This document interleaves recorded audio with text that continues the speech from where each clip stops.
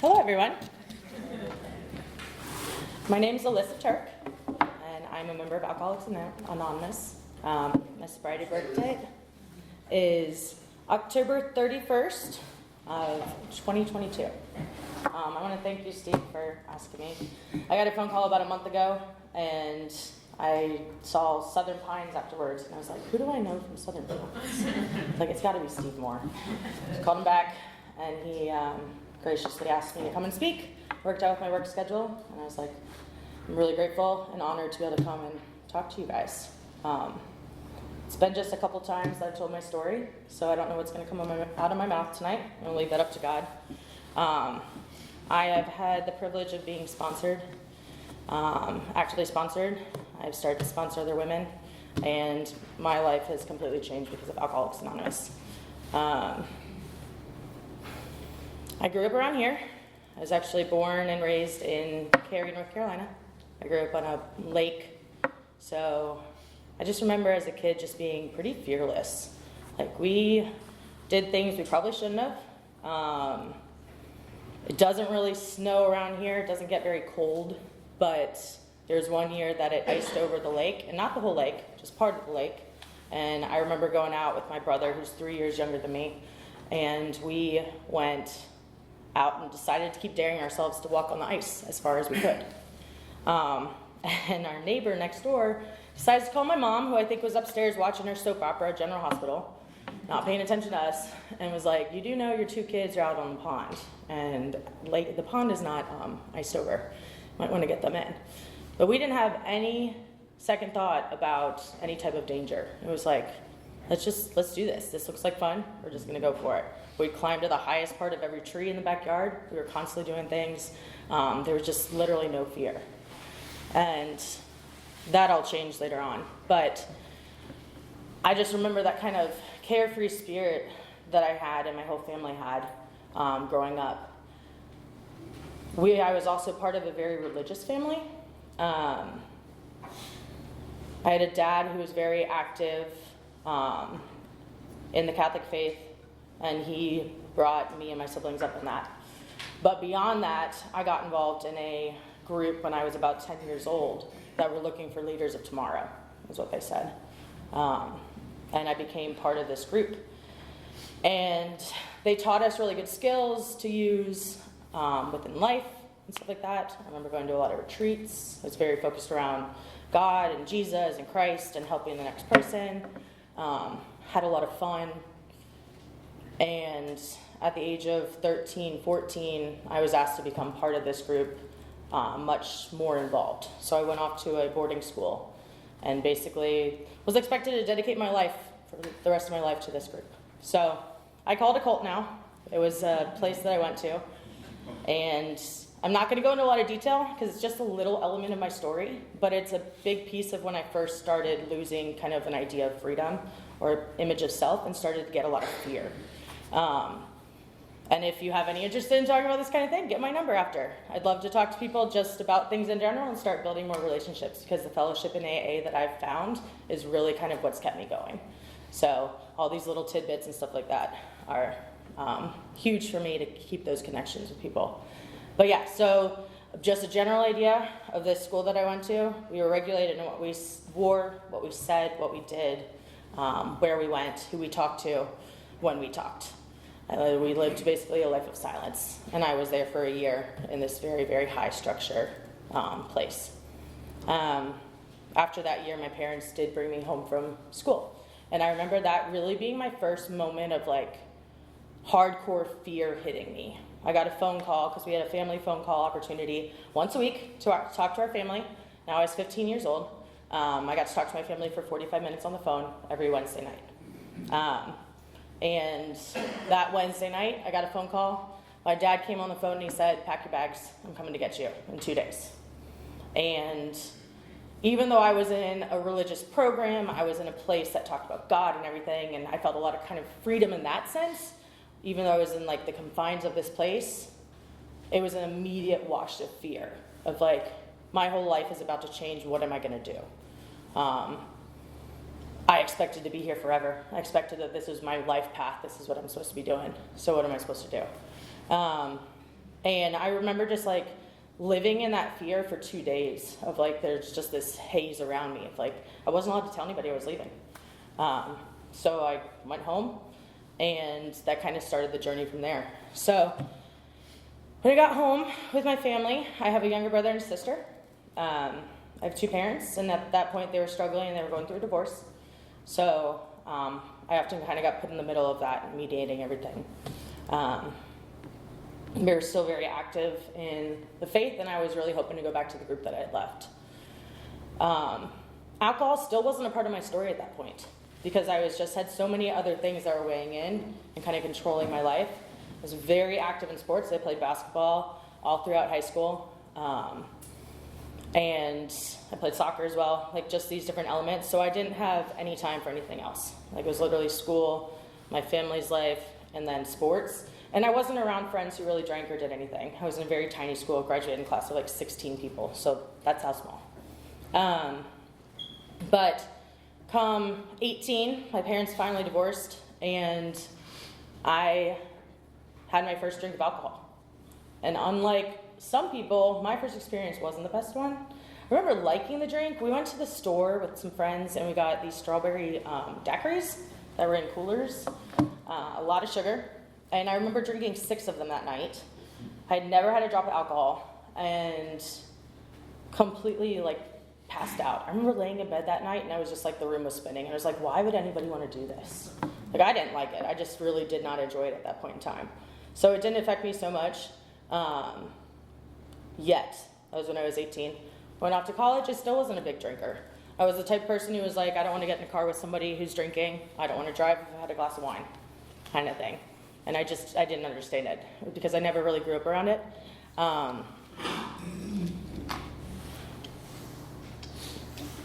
My dad was the type of person who, growing up with him, he would drink red wine because it helps your heart.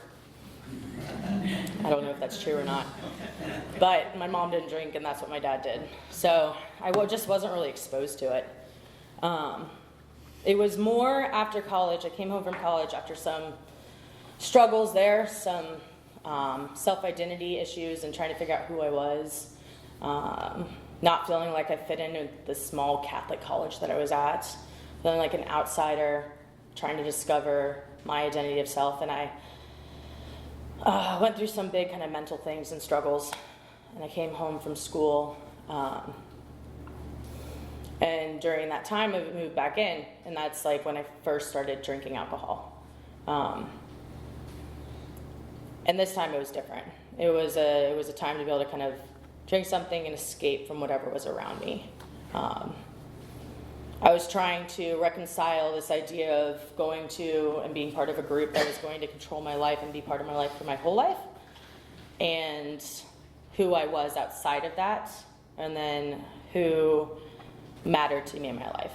I was trying to figure out my sexuality. I was trying to figure all that out. And none of it really matched, so my insides felt like they were clashing constantly. And alcohol was a way for me to escape. So I started out slowly. I didn't drink heavy or crazy right away, or at least I didn't think I did. And I met some friends. They drank like I did, and so it just seemed normal. And as time went on, I found myself escaping more and more with alcohol. I would work my job, and then afterwards I would down a bottle of wine. It got to a point that I guess it became a problem because my mom, had moved back home, and my mom made me sign a contract that said that I wouldn't drink alcohol or I'd have to get kicked out.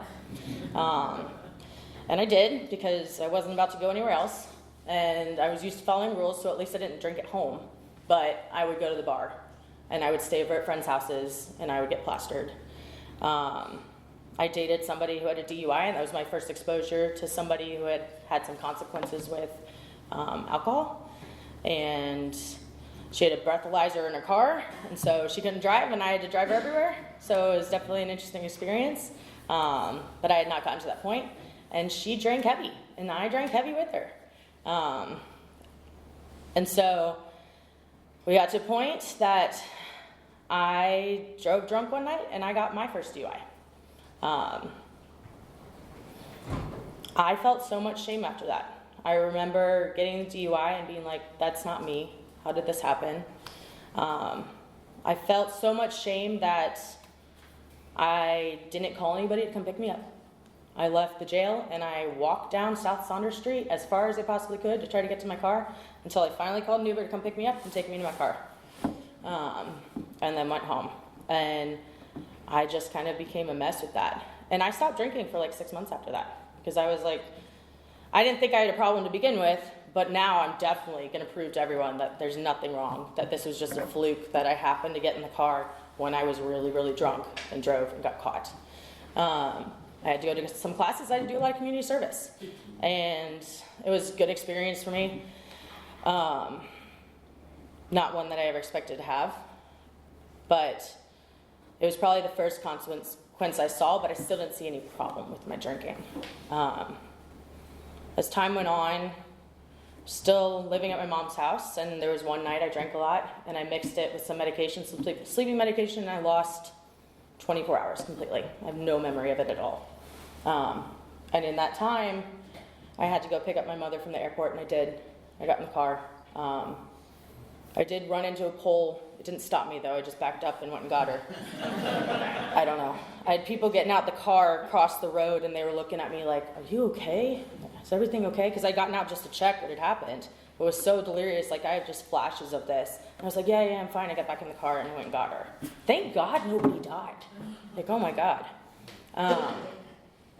When I picked her up, she knew something was off. Like, she had been out of town. I had signed a contract, can't drink at home. She's out of town, so I could drink. Is the way it worked in my head. And that's what I did. And I'll tell you, I got like 3 puzzles done during that time too. I don't know how I did it because I was blacked out, but I did all that stuff. But yeah, so she drove me home and she confronted me about it. She was like, there's something wrong. You're not right now. Like, what is wrong? And I immediately got defensive. Like, what is she saying? Like, why is she accusing me? And then quickly going into the victim card of you're attacking me for this. It got bad. It got out of hand. I was not controlling my actions, and the cops had to be called. And so I was taken to a hospital where they had to evaluate me and see what was going on because of where I was at and the stuff that was in my body and how I was reacting. And I still, in my head, didn't have an idea that alcohol was a problem. I thought it was all my past experience, my past trauma. I remember thinking if I talk to the psychiatrist in this hospital, I'll be able to get out of this and I'll be able to go home. Well, I think I talked so much and explained it so much about where I was at and what was going on and why I was the way I was. The psychiatrist was like, wow, she really needs some help. So I got sent to a mental institution about an hour and a half away. And I still didn't think I had a problem. I don't know. I was in there. I met some great people, had some great talks. I learned how to play bones. I did a lot of coloring. And I had my first AA meeting. It was encouraged for us to go to AA meetings that were brought into the institution. And I thought, well, if I go to this, then it's going to show everybody that I'm doing just fine, and they're going to let me out early. That was what I was thinking. And then I was also thinking, bringing my past into everything, I was like, maybe if I sit in this, I'll hear something that could help me with my struggles of balancing my life. And so I sat there and I listened and I heard about some of the steps, I heard about some of the tools, and I was like, I figured out a way and I took notes and I was like, wow, I can really apply this to daily life. Like, I don't have a problem with drinking. Like, I feel really bad for those guys. I don't have any problem with drugs. I feel bad for them, but I could really apply this in a different way. I remember when my mom came to pick me up finally when they let me out, that was what we talked about. I was like, I learned this, I learned that, I can do this, I can do that. When I got home, I started drinking again. And behaviors just kind of returned. Over time, it just became more and more isolated. Eventually moved out and started drinking by myself. When it was years later, so I said I played sports and stuff like that. So I tore my ACL 3 times playing basketball. And the 3rd time was just a few years ago. And things had kept going. Like, I just didn't stop drinking. The drinking just kept going, and it got worse. And I worked in a restaurant, so it was just like I worked around people who drank the same way I did. I didn't see any problem with it. Thankfully, I didn't have any other consequences beyond the couple that I just mentioned. But I got to a point that where I was at and how isolated I was when I tore my ACL. I had been drinking so much that in order for me to get the surgery, you had to stop drinking. I remember just being really proud of myself that I was able to stop for like a day and a half before surgery. Like, I remember going in thinking, well, I can't go in with alcohol still being in my system. I think I even looked it up how long it takes. So I was like, it's probably not good for them to put me under the anesthesia if I have alcohol in my system. Probably gonna not do the surgery, so I need to just not do this. I remember feeling really proud of that. And so I had the surgery. I woke up and it was an interesting experience because obviously you're put under, you wake up, you go on, have a lot of pain, right? All this stuff. My surgeon is the same surgeon I've had for every surgery I've had. So she knew me pretty well. And I kind of struggled with some pain meds in the past from my surgery. She knew this, so she was regulating me pretty hard. And in communication with my parents to make sure that I was not going overboard, not taking the medication before the surgery, things like that. Because that's all I was going to get. And I knew this, and so I was trying to be on my best behavior. And I remember when we got back to the house, my mom was taking care of me because I couldn't walk for the first 4 weeks, that I had this memory of being woken up after surgery. And I couldn't remember if it had actually happened or not, because when I woke up from surgery, I remember talking to the nurses, and they just were like, okay, you're all good. We'll get you out of here in about an hour, hour and a half, because I had just come to and all this. But when I got home, I had this faint memory of something else happening. And I had been woken up prior to that and been asked by the nurses how much alcohol I drank or if I did drugs. And they kept pressing me because they had asked at the beginning, and like all good non-alcoholics, I told the doctors that I had like 2 glasses of wine a week, or all good alcoholics.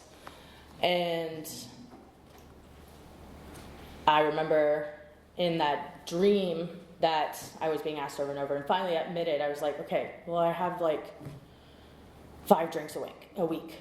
And then finally being like released. And it was not a pleasant experience. Like I don't remember everything about it because it was a haze, but I remember something happening. And then I looked through the doctor's notes and that did happen. I was woken up and I did admit that I had had more alcohol than I admitted prior to that.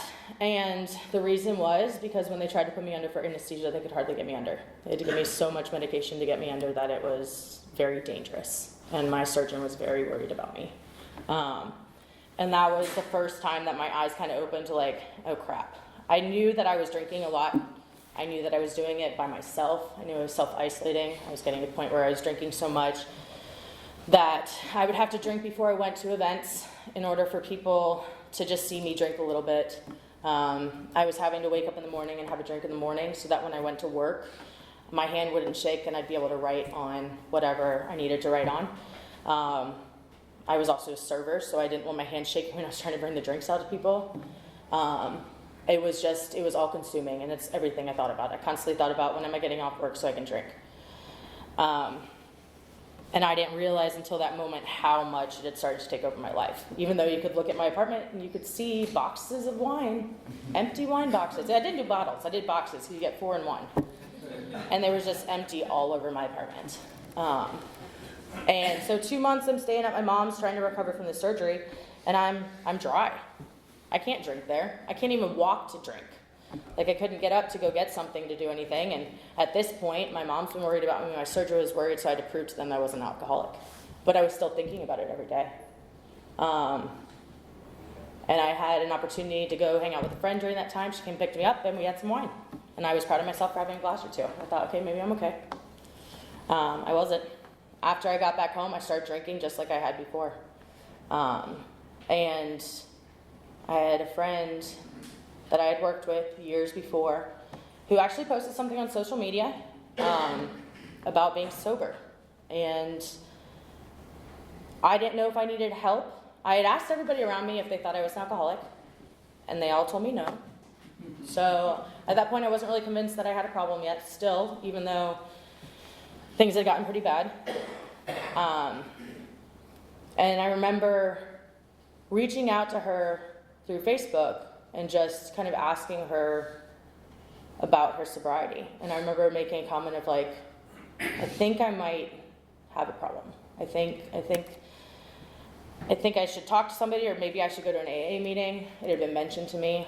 I really didn't know what AA was. My only experience had been when I was in that the mental hospital, and everything else was what I had seen on TV. So I really did think it was just like a group of people sitting around and telling their problems, and somebody was like in charge of it, and then you just couldn't drink, and you did it until you stopped drinking, and then you were done.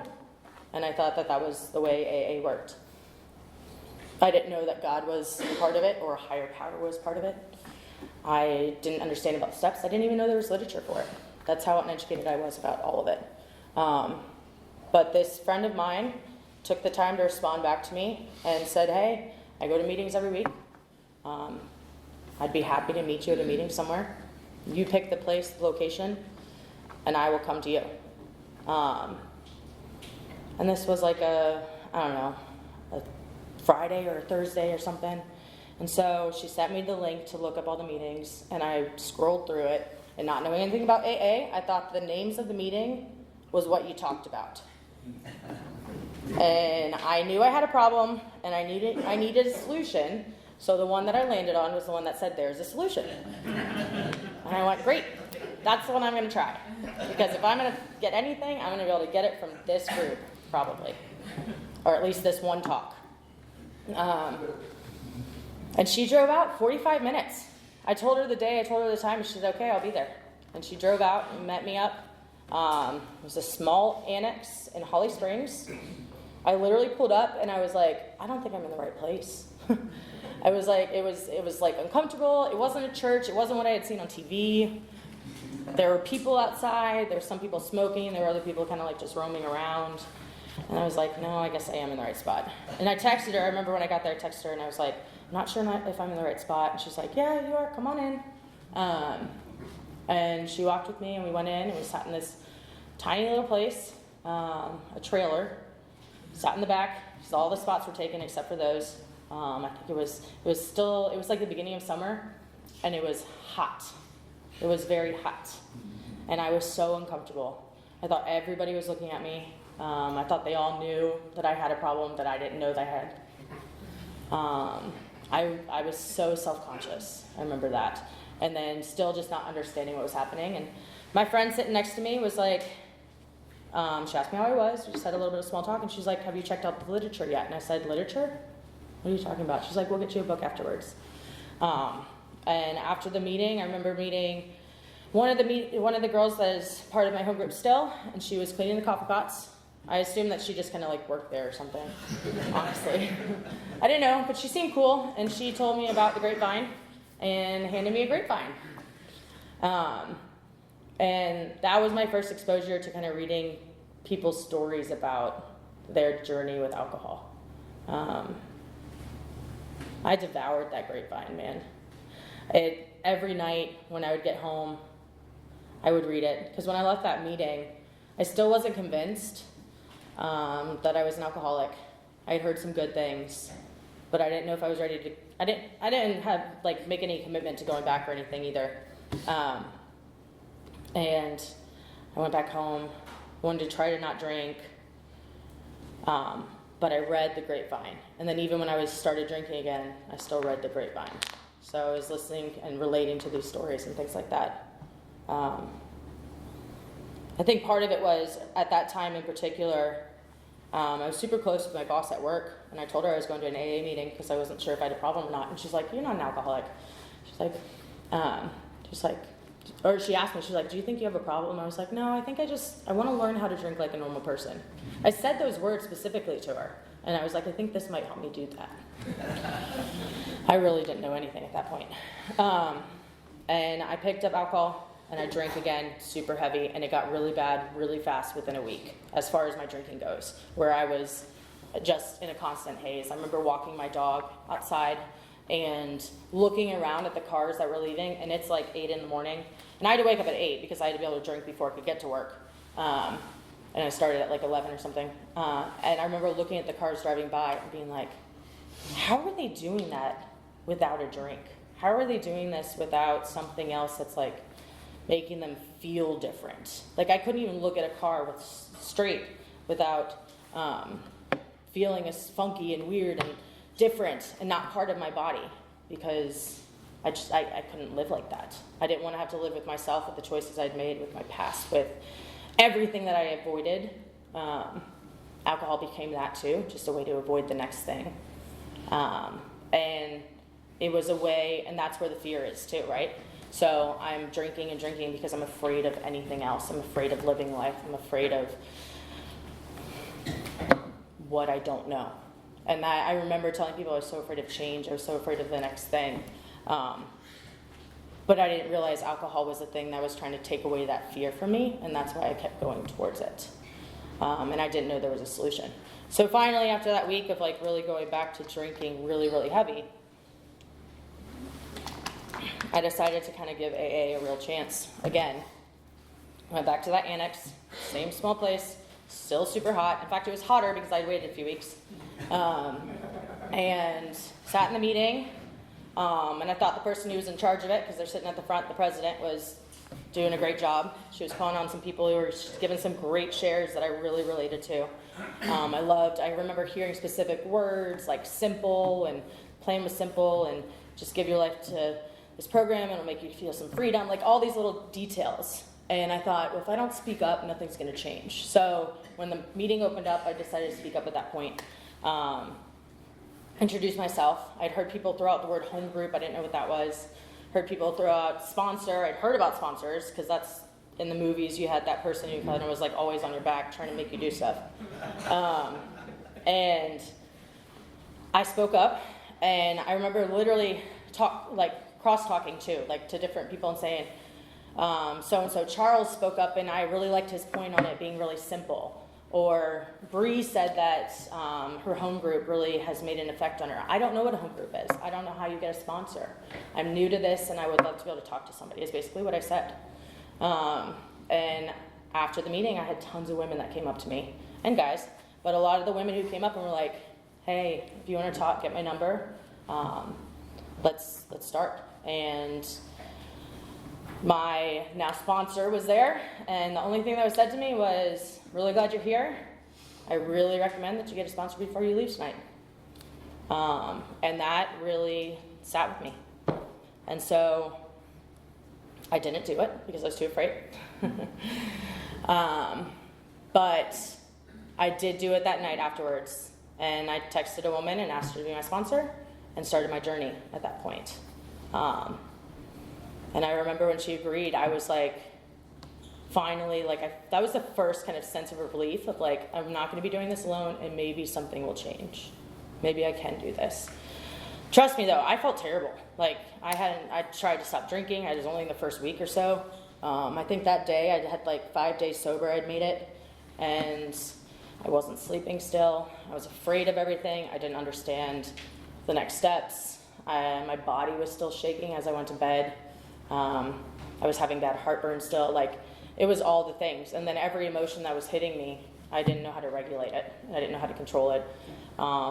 The fear of all the things that I had avoided was starting to come back at me, like when I was putting my head down on the bed, on the pillow, and I didn't know how to escape it. And so that was very frightening and very terrifying. I don't think I would have admitted it at that time that I was afraid of that stuff, but I really was, and it was really challenging. So I'm grateful that right then and there I got a sponsor and we got to work. So we started meeting every week, and we took the steps. We worked through the book. She read me the book. And it started to make a slow difference. I was still struggling a lot with my emotions, especially in the first month or so. I remember this was in June, and I had stopped drinking, and then I was supposed to go on a family vacation in, I think it was August, I want to say, August or September. So man, this was still a few months after. And I remember calling my sponsor on the way there, and I was just crying the whole time because something that was honestly probably really small had just blown up my life again in my mind. It was like a bad interaction at work with somebody, and I couldn't control it. I didn't know what was going on. So even while working the steps, I had direction, and I was always pointed to the next point in the next spot. So when I would call my sponsor, it would be, have you helped somebody? Have you turned to God? So have you said something to God? Have you talked to God about it first? And have you tried to help somebody? Or I would call and they say, did you call somebody else? I'd be like, no. That was hard. That was scary. All of those steps were scary. The things that we needed to do in order to try to start my journey of sobriety and finding actual freedom. So as time went on, I remember like taking my third step. My third step was interesting. We were at a coffee shop outside of a middle school, and the middle school had just let out. And so there were kids running around that whole entire coffee shop as we knelt down to say the prayer. I remember being very self-conscious of the whole thing, being afraid in that moment even as I'm taking the steps and starting to work this sobriety journey. But it's great to look back on now too, because it was a moment that I wouldn't have wanted to do any other way. It was a moment that it was like, okay, I'm kneeling down with my sponsor who isn't afraid of what people think of her or I in this moment, and saying a prayer, because that's what needs to happen in order to keep going on this journey. Gotta stop thinking about what people think of me. A big phrase that was said to me a lot, and still is said to me, that was really hard to hear, was a lot of what other people think of you is not your business. How they feel about you is not your business.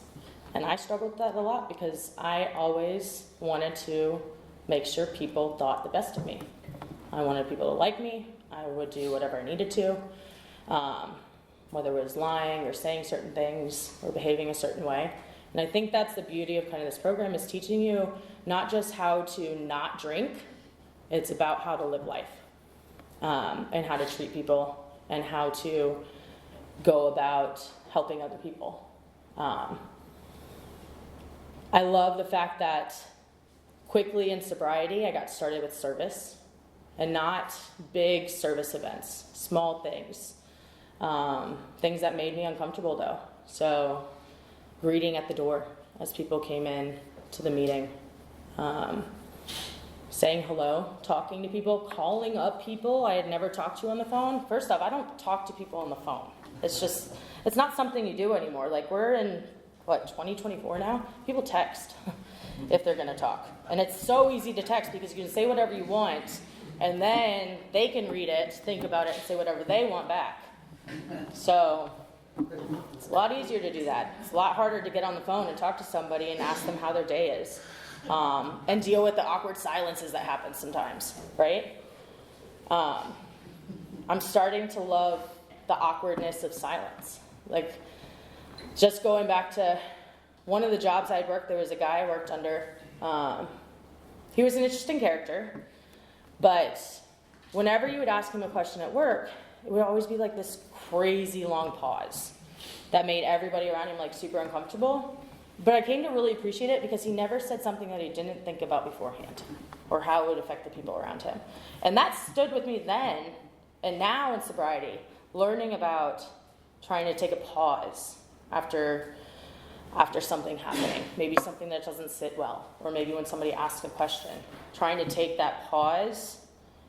It just reminded me of him and how that really helped, and then now using it in the program, it's like, I guess there might be something to that, right? Being able to just rest in that moment of silence, whether it's you're taking that time to think about what's happening next, or just giving it over to your higher power so that your higher power can kind of lead that situation. But these are things that the program has kind of started to show and teach as I've gone through those steps. But those acts of service, so like I said, greeting, you came in. At the end of the meeting, if I'm not able to get there early to help set up, which typically doesn't happen, especially with the job that I have, sticking around, helping clean up afterwards, putting up the chairs, setting it up for the next time, trying to leave a place better than it was. And then saying yes to any opportunity that kind of has come up.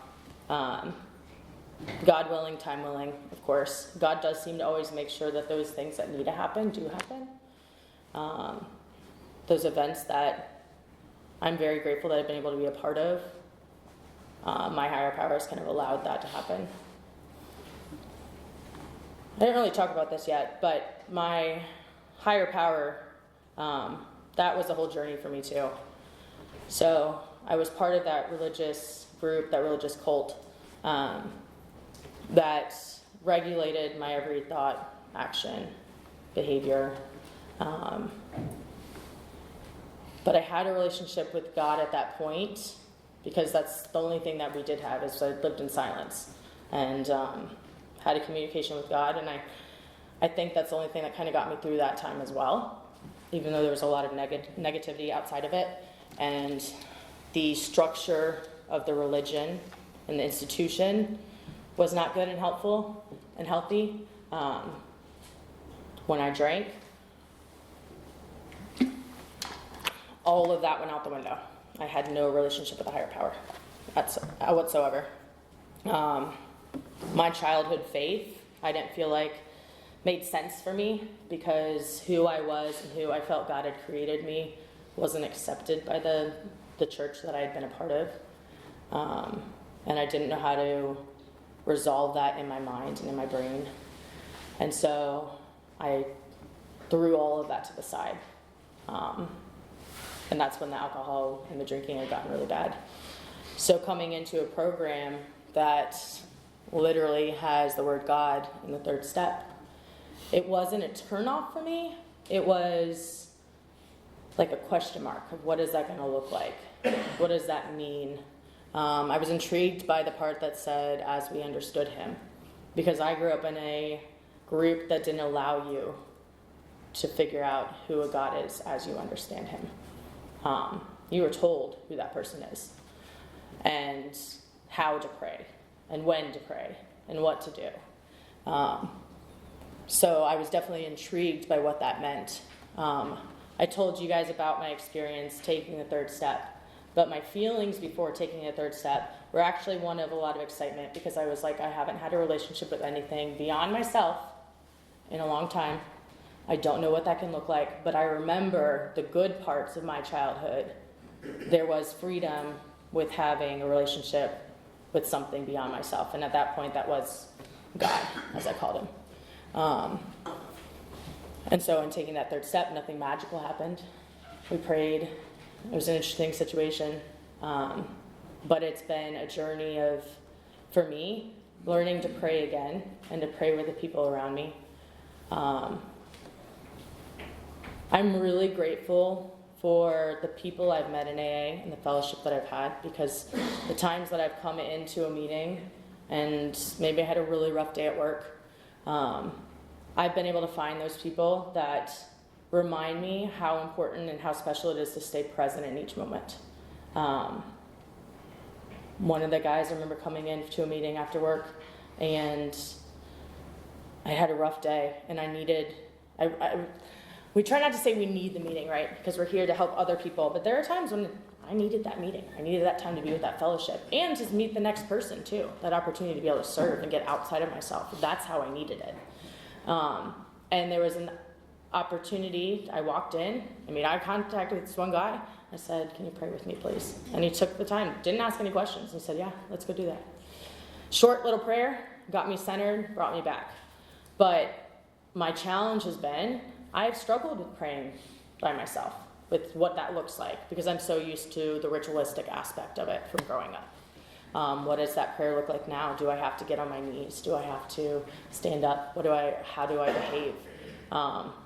And I'm so beyond grateful that this program is simple, that doesn't have to be complicated, that I'm not expected to do this or that. I don't have to have a morning prayer, an evening prayer, a midday prayer.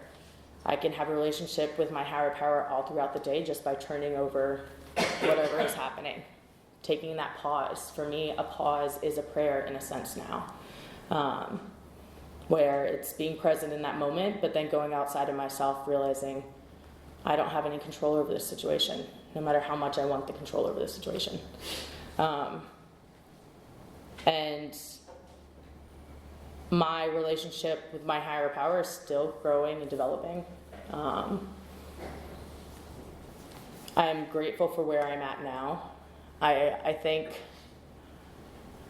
the different aspects and the way the steps are laid out are important. I think that each of the things that has come to me in this program has not come before I'm ready, even if it makes me uncomfortable.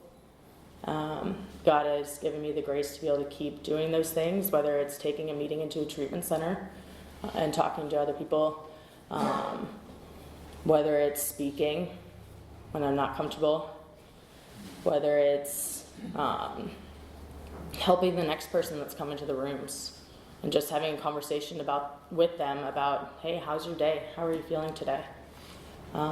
What did you do that was exciting? The chance and the opportunity to pick up women and bring them to meetings, take them home, things like that I wouldn't be able to do outside of this program.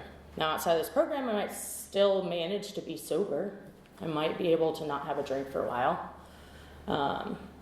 But this program has given me a purpose and an opportunity to be able to serve the people around me. And honestly, I receive so much more than I feel like I ever give. And that's what's been so beautiful in this journey, is that I don't have to think about drinking anymore. I don't think about drinking anymore. I don't have to have that fear of, what am I going to do 10, 15 years down the road? Because there is a plan of action. I have the people around me.